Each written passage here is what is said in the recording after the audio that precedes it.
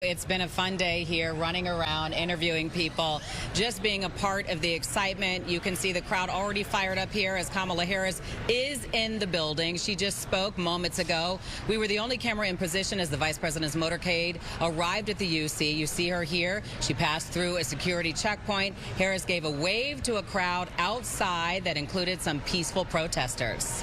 Well, that was definitely not the case, though, earlier this evening as a planned protest turned chaotic. Fences ripped down, a confrontation with police. Our team coverage tonight begins with Nate Rogers outside.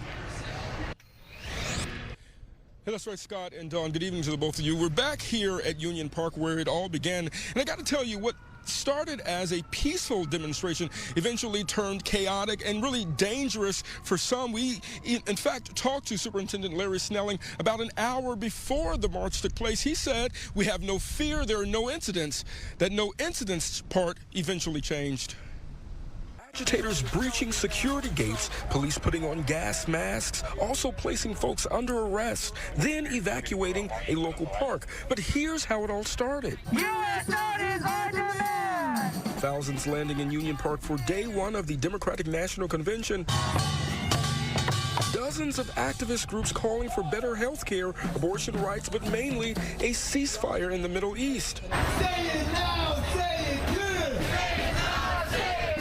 The group then marching along Washington Boulevard with hundreds of national and international media canvassing the route. There were chants, but still everyone peaceful. Protesters eventually landing at Park 578 on West Maypole. That's 2 blocks from the UC with delegates filing in. And once near the security perimeter, that's where chaos erupted. You can see it right now. Demonstrators are now tearing fencing down. A man using a sledgehammer from his book bag, disassembling perimeter fencing. Others breaking gates down, then hopping over into restricted areas. In fact, this fence coming down just inches away from Fox 32 photojournalist Todd Gertner. Agitators also throwing sticks and rocks at police. A man seen here lunging at law enforcement before being detained. Police Superintendent Larry Snelling front and center responding to the breach. Is the fencing sufficient?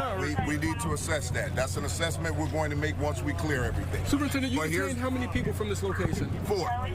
Here's what we need to do. I need you guys just to back up, please, because we're going to start now moving along this fence. We need to get our officers in here. Finally,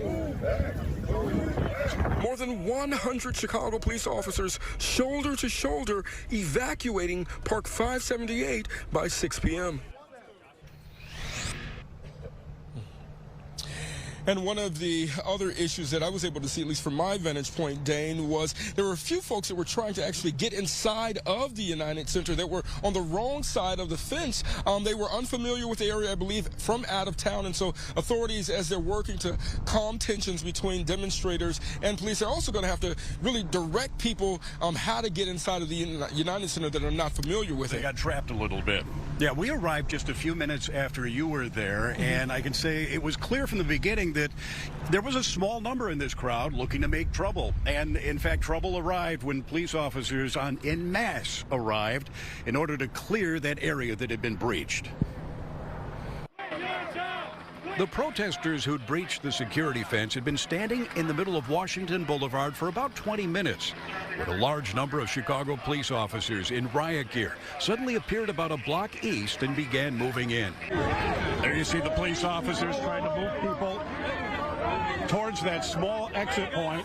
Within moments, the police began pushing the protesters and media, using their batons to try to move the crowd back through the open barrier. Now they're opening the... we're pulling us through. Protesters on the other side of the barrier began throwing cans and signs at police who continued to push the crowd back. But other protesters were blocking the openings along the fence, and people started getting pushed against the barricades. Within a few minutes, the area had been cleared, but protesters dragged the iron fencing that had been knocked down to a nearby park, leaving gaping holes in the security fence. Here's what we need to do. I need you guys just to back up, please, because we're going to start now moving along this fence. We need to get our officers in here. We appreciate the coverage, but we want to make sure that you're safe also. Chicago Police Superintendent Larry Snelling was on the scene, monitoring and issuing orders. If you can, I just need you to step back off of this fencing until our officers start to clear this part. Then police formed a wedge and began moving forward a few feet at a time to push the remaining protesters out of the park. Afterwards, back at Union Park, one of the protest organizers said it could have been outside agitators looking for a confrontation with police during what was planned to be a peaceful and family-friendly march. I don't know what happened exactly. If it happened in the middle of our thing, if it happened and put other people in danger, then, you know, that wouldn't uphold the principles. Now, it has to be emphasized that there were several thousand people here at Union Park that partook in that march that went past the United Center, and only a small handful were involved in that event at the fence. In fact, they have already moved the stage that was used here earlier today for the protest out of the park. It's expected back a little bit later this week as the protests are expected to continue. Live in Union Park, Dane Placco, Fox 32 Chicago.